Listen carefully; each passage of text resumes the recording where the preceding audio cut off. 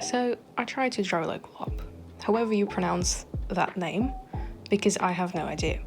I will warn you, this journey is filled with confusion, rage, and even more confusion.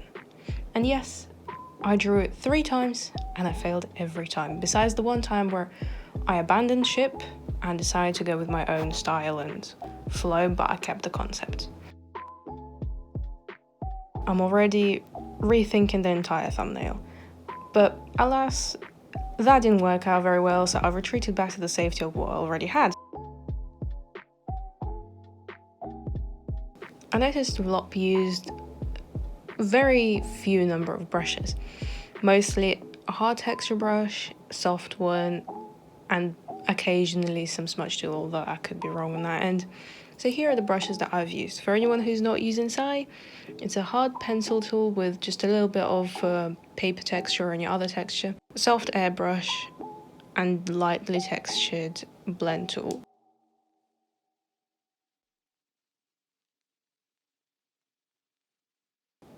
I tried to have the same approach with working with values first and then going into color, but that gave me really muddy looking, pale results even after I tweaked everything to be a bit more contrasted. I do not have curves inside, so where he uses those tools to get the proper saturation, I have to put another color layer on top and color it that way, which for some works, but I cannot figure it out. I used to work specifically in grayscale before, so I did have a bit of a clue what I was doing, but as soon as I had to turn it to color, it just did not go my way. It did help a little when I had to put the sky behind the dragon, because it does bring out a bit more contrast between the red and the blue. However, even then, the muddiness that came out around the hands, the claws, I just couldn't fix that.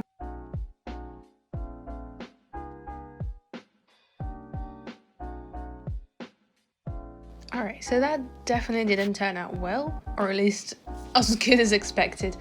So I said, another one.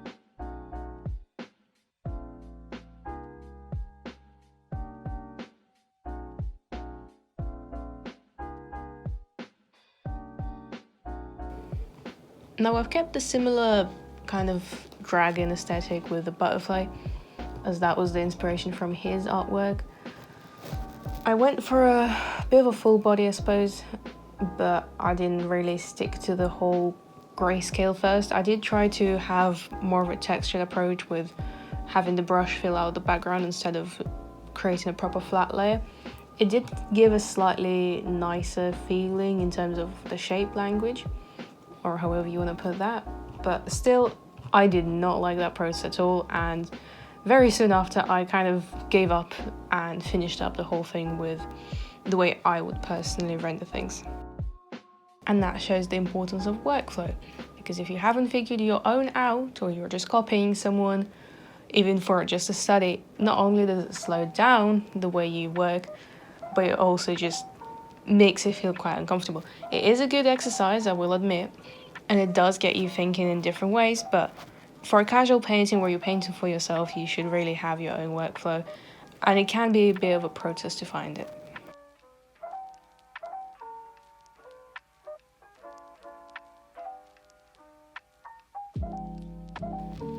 So coming towards the middle of this one, it did seem a little bit better than the first one, predominantly because at least now I had more of a solid concept, and I worked straight from the colours instead of the grayscale.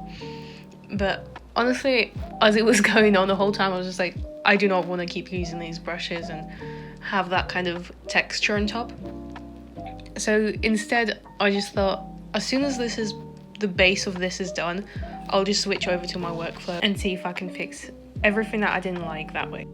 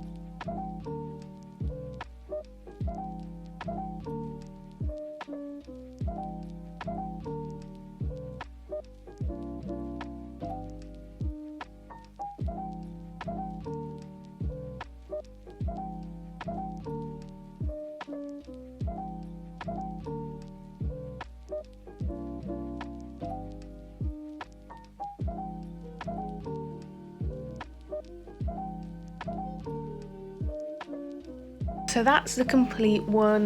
This one did take me 90 minutes, which is a bit longer, but I would still expect something better out of it, and I still wanted to do another one. So now I figured that I should probably do it entirely in my kind of workflow, still keep the concept of the dragon, but just add everything as I go.